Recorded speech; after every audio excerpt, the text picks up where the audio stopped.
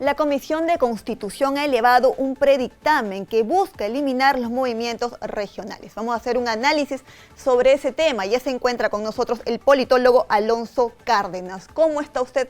Sea bienvenido a JN Noticias. Muchísimas gracias por la invitación y muy buenos días.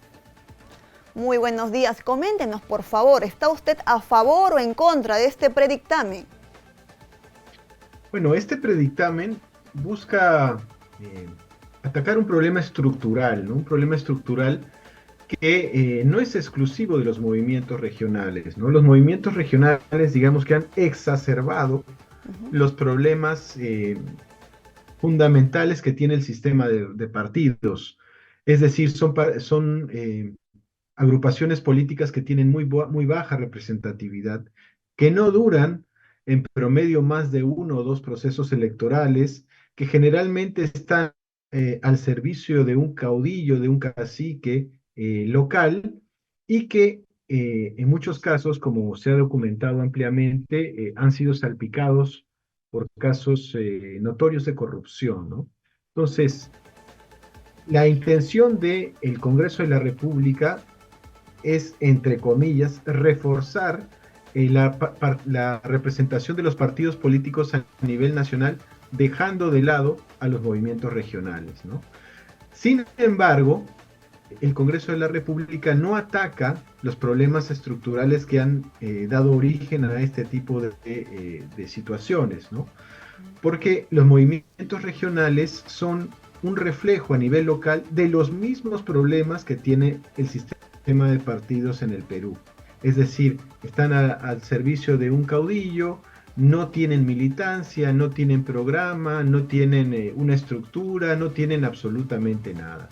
Entonces, el fenómeno de los vientres de alquiler que tenemos en el Congreso de la República a través de los partidos políticos tradicionales se refleja y se repite y se agrava en los movimientos regionales, ¿no? Y esa situación no ha sido abordada por este predictamen de la Comisión de Constitución, sino lo que busca es un fin político de acaparar, ¿no?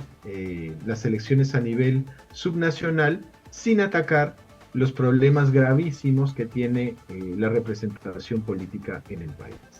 En ese sentido, nos gustaría, por favor, que nos deje claro qué diferencia un movimiento regional de un partido político.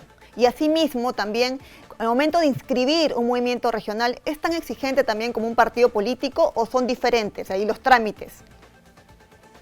Bueno, en realidad, un partido político, por su definición, es aquella agrupación de ciudadanos que buscan administrar la cosa pública, el Estado, a través de un vehículo que debe tener una carga ideológica, ¿no? Porque usted sabe, hay partidos de izquierda, de derecha y de centro, ¿no? Esa misma situación del partido político, la diferencia con el movimiento regional es que esa misma apuesta se da en un ámbito geográfico acotado, no un ámbito a nivel nacional, sino un ámbito regional, inclusive provincial y distrital, ¿no?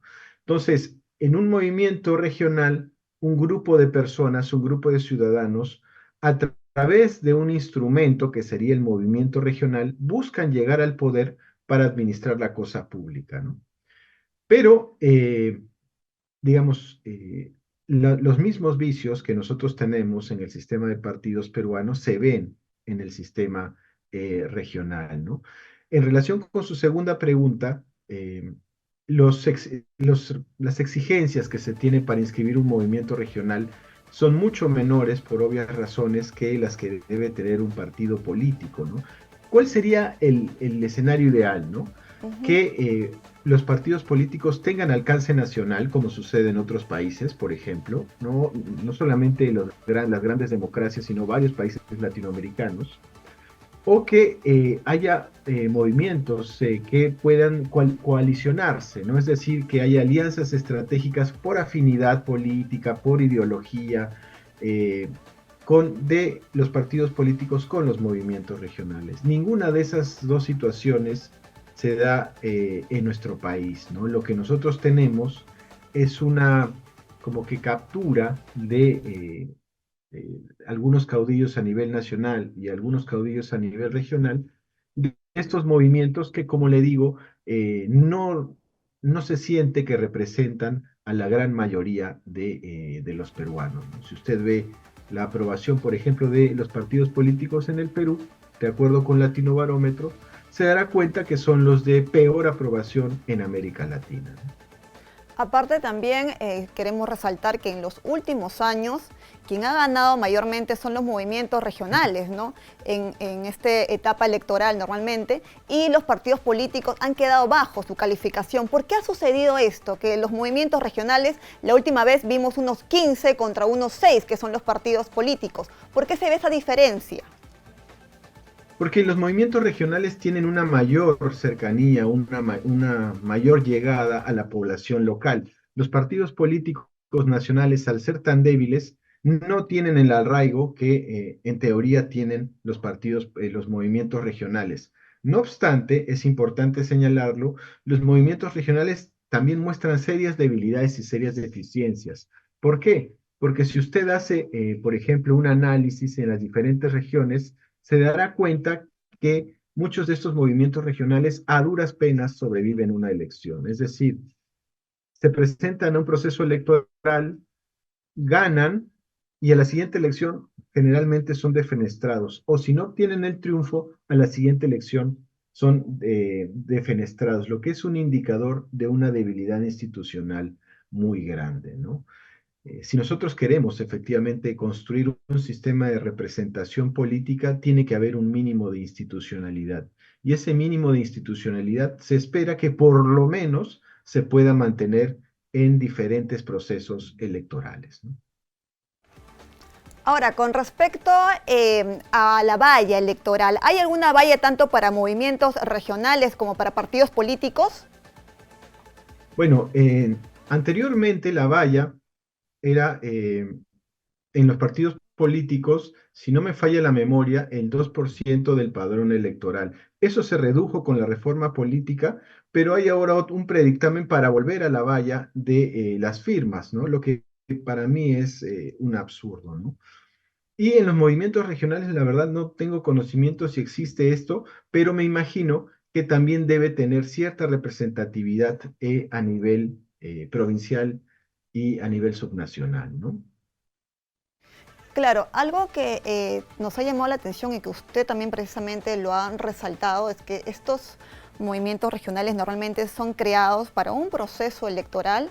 Sin embargo, en el siguiente proceso que hay ya no participan, ya no existen. Es ahí que quizás los congresistas se basan en decir que son como que cúpulas para la corrupción, ¿no? ¿Qué opina usted con respecto a lo que ha señalado el Congreso de la República? Lo que pasa es que ahí es mirar la paja en el ojo ajeno, ¿no?